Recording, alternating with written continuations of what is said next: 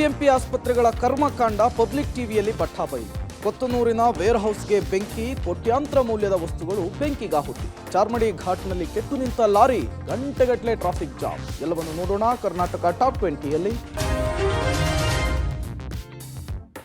App ಆಧಾರಿತ taxi ಮತ್ತು ಸಾಮಾನ್ಯ ಆಟೋ ಚಾಲಕರ ನಡುವೆ ಕಿರಿಕ್ ಮಾಡಿಕೊಂಡಿರುವ ಘಟನೆ ಬೆಂಗಳೂರಿನಲ್ಲಿ ನಡೆದಿದೆ. ಆಪ್ ಆಧಾರಿತ ಬೈಕ್ ಚಾಲಕರಿಂದ ಆಟೋ ಬಾಡಿಗೆಗೆ ಸಿಕ್ತಿಲ್ಲ ಅಂತ ಹೇಳಿ ಆಟೋ ಚಾಲಕ ಕಿರಿಕ್ ಮಾಡಿದ್ದಾನೆ.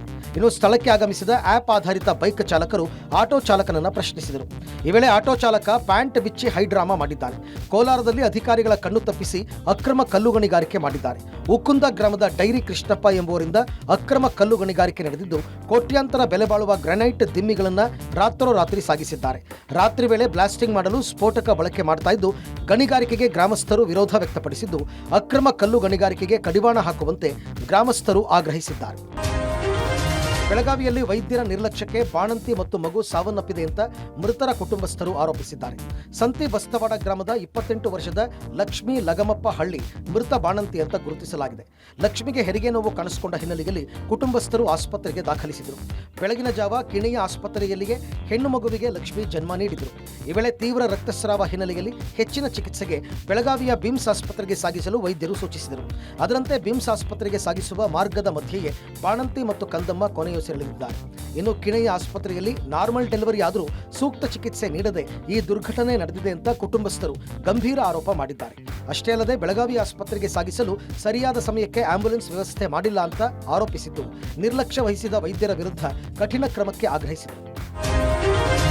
ಬಿಬಿಎಂಪಿ ಮತ್ತೊಂದು ಕರ್ಮಕಾಂಡ ಪಬ್ಲಿಕ್ ಟಿವಿಯಲ್ಲಿ ಬಯಲಾಗಿದೆ. ಭಾನುವಾರ ಕೂಡ ಆಫ್ ಡೇ ಆದರೂ ಪ್ರಾಥಮಿಕ ಆರೋಗ್ಯ ಕೇಂದ್ರ ಓಪನ್ ಇರಬೇಕು ಅಂತ ಆರೋಗ್ಯಾಧಿಕಾರಿಗಳು ಸೂಚನೆ ಕೊಟ್ಟಿದ್ರು. ಆಸ್ಪತ್ರೆ ಸಿಬ್ಬಂದಿ ಮಾತ್ರ ಅಧಿಕಾರಿಗಳ ಮಾತಿಗೆ ಕವಡೆ ಕಾಸಿನ ಕಿಮ್ಮತ್ತು ಕೊಡ್ತಿಲ್ಲ. ಇತ್ತ ಹಲಸೂರು ನಗರ ಪ್ರಾಥಮಿಕ ಕೇಂದ್ರಕ್ಕೆ ಭಾನುವಾರವೂ ಬೀಗ ಹಾಕಿದ್ರಿಂದ ಚಿಕಿತ್ಸೆಗೆ ಬಂದ ರೋಗಿಗಳು ವೈದ್ಯರಿಲ್ಲದೆ ಪರದಾಡಿದ್ರು. ಇನ್ನು ಸಂಪಂಗಿರಾಮನಗರ ಮತ್ತು ಚಾಮರಾಜಪೇಟೆಯ ಆಜಾದ್ ನಗರದ ನಮ್ಮ ಕ್ಲಿನಿಕ್ಗೂ ಬೀಗ ಜಡಿದಿದ್ರು. ಭಾನುವಾರ ಮಾತ್ರವೇ ಅಲ್ಲ, ವಾರದ ಬೇರೆ ದಿನದಲ್ಲೂ ಆಸ್ಪತ್ರೆ ಸರಿಯಾಗಿ ಓಪನ್ ಇರೋದಿಲ್ಲ ಅಂತ ರೋಗಿಗಳು ಆಕ್ರೋಶ ಹೊರಗಾಕಿದ್ರು. ಕೂಡಲೇ ಬಿಬಿಎಂಪಿ ಮುಖ್ಯ ಆಯುಕ್ತರು ಇತ್ತ ಗಮನ ಹರಿಸಿ ಸೂಕ್ತ ಚಿಕಿತ್ಸೆಗೆ ವೈದ್ಯರಿಗೆ ಬಿಸಿ ಮುಟ್ಟಿಸಬೇಕಿದೆ. ಬೆಳಿಗ್ಗೆಯಿಂದ 3 ಪೇಷಂಟ್ ಬಂದಿದ್ರು, ಮಕ್ಕಳು ಕರ್ಕೊಂಡು ಕೇಳಿದ್ರು ರಜಾ. ಯಾವಾಗ ನೋಡ್ರೆ ರಜಾ ಇರುತ್ತೆ. ಇದು ಪಾಪ ಬಂದು ವಾಪಸ್ ಹೋಗ್ತಾರೆ. 9 ಜನ ಇರ್ತಾರೆ. ಅದು ಏನು ಕೆಲಸ ಮಾಡ್ತಾರೆ ಗೊತ್ತಿಲ್ಲ. ಬರೇ ಹೋಗ್ತಾರೆ ಬರ್ತಾರೆ. ಬೆಂಗಳೂರಿನ ಕೊತ್ತನೂರು ಬಳಿಯ ವೇರ್ ಹೌಸ್ ಗೋಡೌನ್ನಲ್ಲಿ ಬೆಂಕಿ ಕಾಣಿಸಿಕೊಂಡಿದೆ. ಬೆಳಗಿನ ಜಾವ 4 ಗಂಟೆಗೆ ಬೈರತಿ ಬಳಿಯ ದೊಡ್ಡ ಗುಬ್ಬಿ ಬಳಿ ಘಟನೆಯಾಗಿದ್ದು, ಗೋಡೌನ್ನಲ್ಲಿದ್ದ ಕೋಟ್ಯಾಂತರ ರೂಪಾಯಿ ಮೌಲ್ಯದ ವಸ್ತುಗಳೆಲ್ಲ ಬೆಂಕಿಗಾಹುತಿಯಾಗಿದೆ. ಡಿಮಾರ್ಟ್ ಸೇರಿದಂತೆ ಪ್ರತಿಷ್ಠಿತ ಸೂಪರ್ ಮಾರ್ಕೆಟ್ಗಳಿಗೂ ಸಾಗಿಸುವ ಸಾಮಗ್ರಿಗಳನ್ನು ಸಂಗ್ರಹಿಸಿದ ಗೋದಾಮಿನಲ್ಲಿ ಶಾರ್ಟ್ ಸರ್ಕ್ಯೂಟ್ನಿಂದ ಈ ಅವಘಡ ಸಂಭವಿಸಿದ್ದು, ಘಟನೆಯಲ್ಲಿ ಯಾವುದೇ ಪ್ರಾಣಾಪಾಯವಾಗಿಲ್ಲ.